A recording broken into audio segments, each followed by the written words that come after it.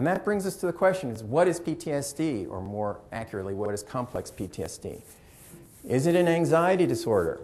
Well, clearly, everyone who's worked in this field for the last 30 years knows how to read the DSM-3, 4, and soon to be 5, that PTSD comes under the category of anxiety disorders. But it is richer than that. It is not simply an anxiety disorder. If it was an anxiety disorder, we could treat it with simple desensitization paradigms, and exposure therapy would be the panacea that the VA seems to be investing in, thinking that it's going to fix the problem.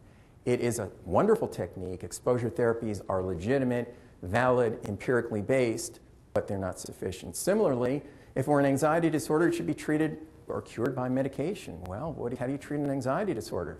You use benzodiazepines, right? Wrong, because you create addictive disorders. So it's really complicated, and it is not simply an anxiety disorder because it really morphs into other things. Is it a disorder of dissociation, including denial and repression?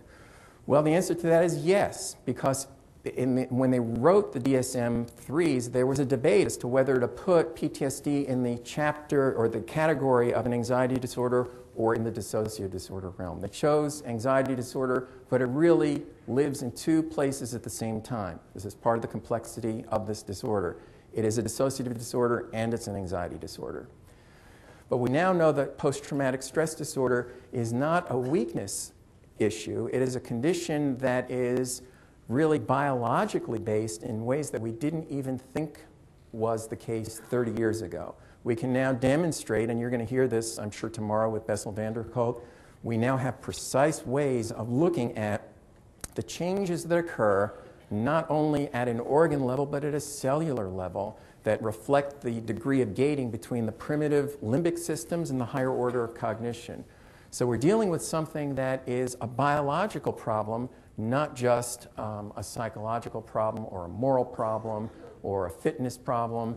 It is really an injury. Now, I would use the term injury rather than disorder.